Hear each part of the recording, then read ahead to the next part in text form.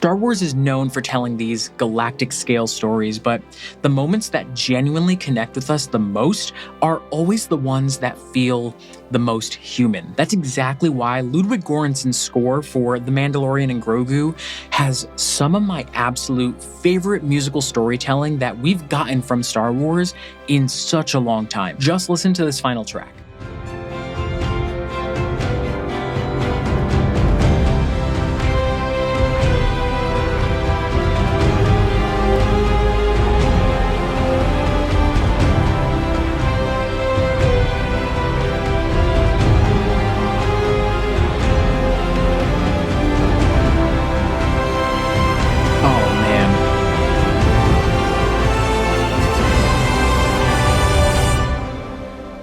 And the reason why it just hits so hard is because for the first time, the music stops treating Grogu like a baby or the Mandalorian's pet. It actually feels like Grogu has independence. And before we move any further, just a heads up, this video is going to contain spoilers for The Mandalorian and Grogu. Now, let's think about how The Mandalorian and Grogu's relationship has been framed up to this point. Even after 3 seasons of The Mandalorian show, even after Grogu literally choosing to leave Luke Skywalker, he is still treated like this child that needs to be taken care of. But I think the score for this film is playing a much longer game, because at the end of the film, Grogu finally takes the wheel of the ship. This is when we hear his theme swell into that massive finale. Now, if we want to understand why the score just feels so impactful during that final moment, we kind of have to take a step back and look at how Göransson has used his past work from the show to support the wider themes of choice and relationships throughout this entire film. Now, Grogu seems to have 2 recurring themes. The first is what I consider to be his main theme. It's scattered throughout the movie and even in the show. But one of my favorite moments that we hear it is from the season 2 finale during the track Open the Door.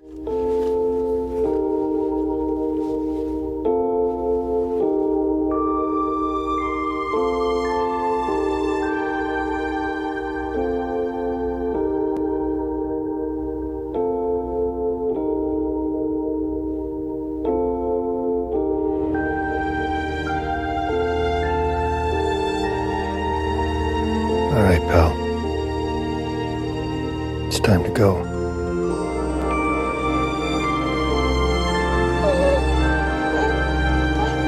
Don't be afraid.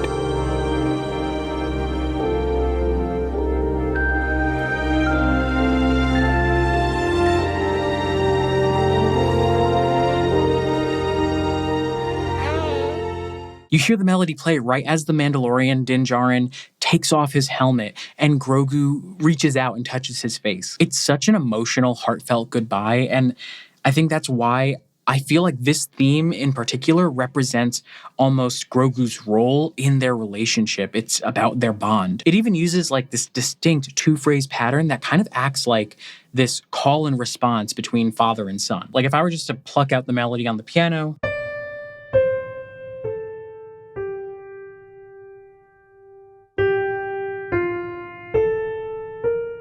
and when we do hear this, either in the show or the film, it usually has these softer textures, maybe like a soft bell, maybe some woodwinds or choirs or upper strings. Now, at the start of the movie, we actually hear just that first phrase when Grogu shows up and he uses the Force to stop the mouse droid.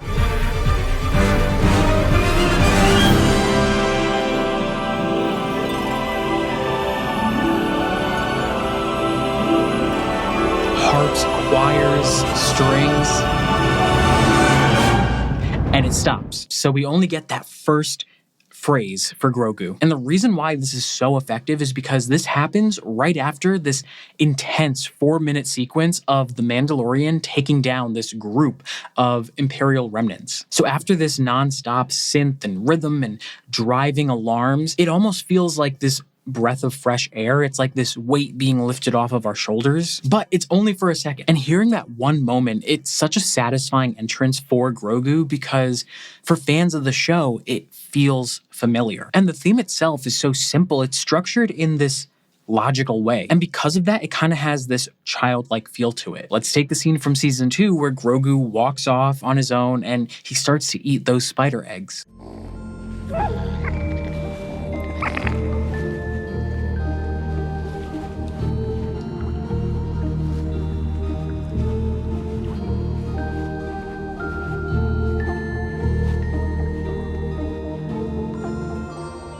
And it's so quiet in this moment. The theme has that light, almost lullaby texture, right? It uses some soft synths, almost like this music box kind of quality. And I think at that point, the scene tries to emphasize just how much of a child Grogu actually is. And so throughout the film, the story just reinforces this idea constantly. Din Djarin still treats him like that helpless child from the show. We even see this when they find Rada the Hutt. Mando doesn't trust the Hutts at all, but Grogu immediately slips through those cell bars and approaches him. And I think Grogu just has this innocent sense of trust that maybe other people, other adults just don't have. But because the film and the score is still framing him through that dependent relationship motif, his autonomy isn't really taken seriously yet. For most of the film, there are these comedic moments that reinforce the idea that, yeah, Grogu is still a sidekick. Like when he accidentally fires the missiles, or when Mando has to say, don't touch the buttons, wear your seatbelt. Even when Grogu approaches Rada, Mando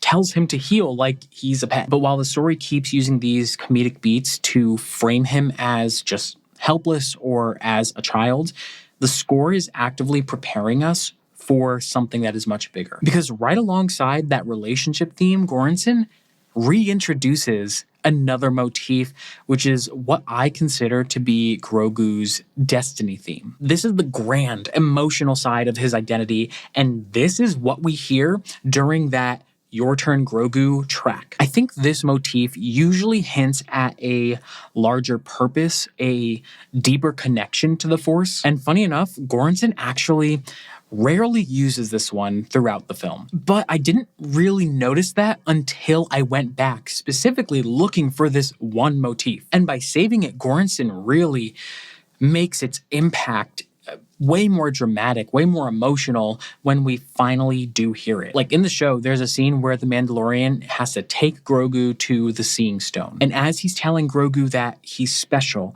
that he can reunite with the Jedi, his own people, we hear very, very subtle strings playing this destiny theme underneath. You're very special, kid. Right We're gonna there. find that place you belong, and they're gonna take real good care of you.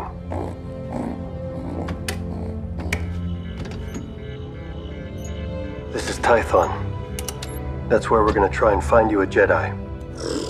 But you have to agree to go with them if they want you to. Understand? Plus, I can't train you. You're too powerful. That motif kind of just spells out a C major 7 chord, which is why I think it sounds so mystical. So it kind of just goes, right? So C, B, E, and G, and then it rises up to that A.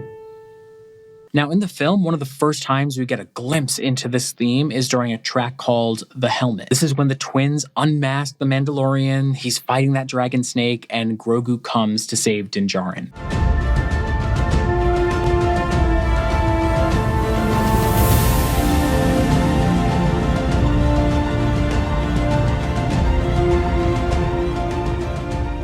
And that's really it. It's just a snippet kind of in between all the action of the scene. But I think the first time we really hear the impact of the theme is almost immediately after, during a track called Go Kid. Now, at this point, the Mandalorians have been poisoned by that dragon snake. They reach the Anzellan ship, but he realizes that it's so small, it only fits the Anzellans and Grogu, and he won't be able to join them. And knowing that he won't make it, he lies to Grogu and says to go on, I'll be right behind you. And so he runs back into the foresty swamp of Nal Hutta. And as Din is passed out in the jungle with these creatures starting to crawl all over his body, Grogu comes and saves him again before they can attack. And it's as he's using the Force to stabilize his father's wounds that we hear this ethereal, gorgeous string version of that destiny theme.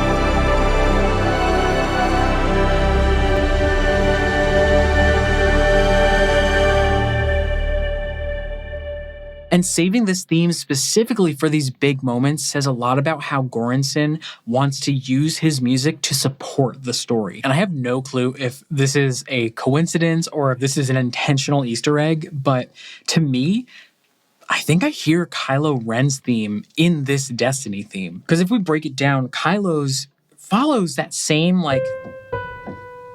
that half step downward motion. And instead of going down the perfect fifth that Grogu's does, we go and get that harsh, that dissonant tritone.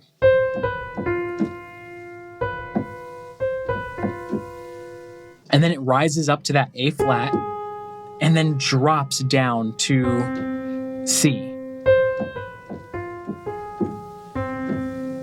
But Grogu's theme takes that same opening, that C to B, drops down to a more, a gentler kind of E instead of that F, and then rises G and rises again to that A. And so as Kylo's is just darker and you can feel the weight dragging it down, Grogu's feels more optimistic, more hopeful. My own musical headcanon for this is that they are two former apprentices, of Luke Skywalker, but their choices have led them down different paths. And honestly, this is the exact kind of stuff I love to look for when I'm breaking down a score. Analyzing these types of musical choices, orchestrational workflows, just narrative structures is exactly what I do over in my Odyssey Notes newsletter. So definitely check that out if you want to dive deeper into the why behind what makes different scores sound so great. I'll leave a link in the description down below, which brings us directly into the best sequence of the entire film. Right after we get that massive emotional payoff in Go Kid, we get this sequence where the dialogue completely drops out and Göransson is given the space to let the music carry the story for nearly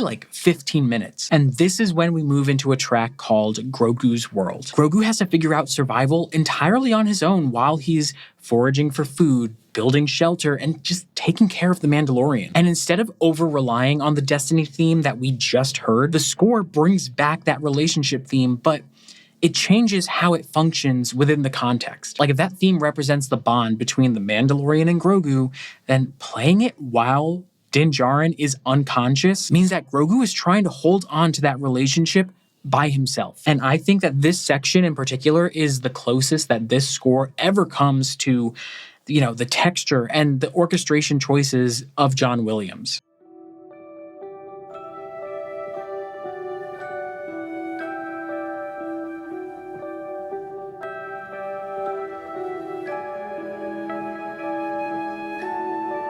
It's familiar, but it sounds so strange.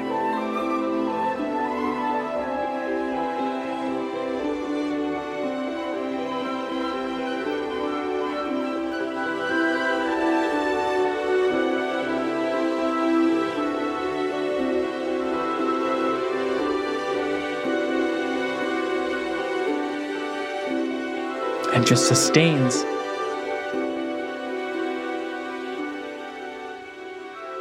Like he's waiting for the second phrase to finish.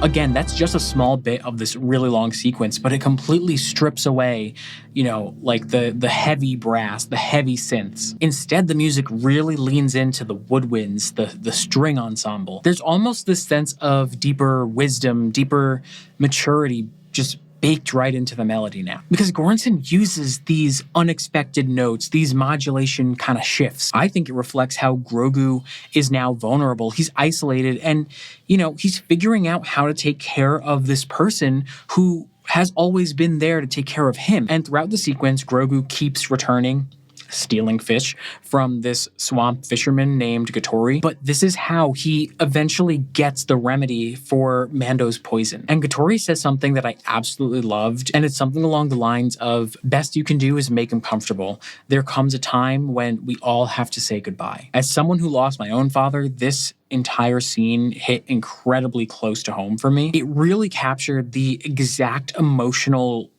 reality of potentially having to say goodbye. And the thing is, there was really no guarantee that the Mandalorian was coming back. So really all Grogu could do was just use this kind of growing maturity to face the worst case scenario and just make his father comfortable. And for me, this is honestly the most emotionally authentic moment of the entire film. And I think it's this sequence that kind of changes the rules of the score. Because when the remedy does eventually work and Din can open his eyes, he doesn't see a helpless child anymore. Instead, he validates the independence that Grogu has earned during his time in the swamp. And he finally treats him as a true equal partner. And that's exactly why that final track, Your Turn Grogu, has this sense of closure. When Grogu can take control of the ship at the end of the movie, it's like he can take control of his own destiny. Let's just listen to that final moment again. So this is the Mandalorian theme.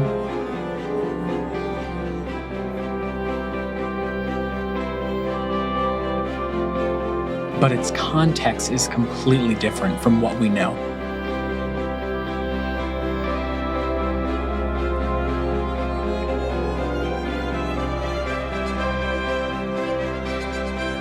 Those triumphant trumpets.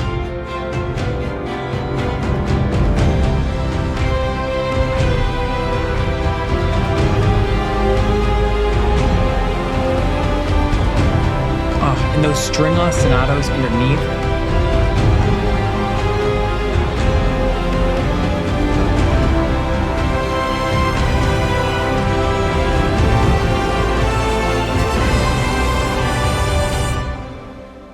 Göransson really changes the context of the Mandalorian theme by reharmonizing the progression so that the melody feels wide open, right? It's a triumphant C major chord instead of the minor that we're used to. And it's this mix between C major and F minor that creates this uncertain but uplifting feeling. But what I really love is that it doesn't just stick to that kind of chord progression, it kind of alternates. So yeah, we do get that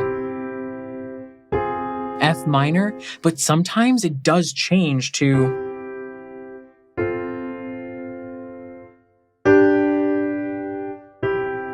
and it introduces that F major chord. So really it kind of keeps us on our toes a little bit. It's uncertain, the future is unclear, but it works so well. I don't even know how to describe it. There's this sense of dignity and maturity. And then that's when the track beautifully transitioned to that raw electric guitar for Grogu's Destiny theme.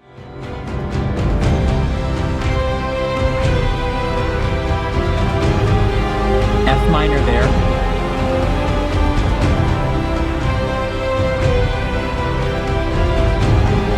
Again, minor, and then the G.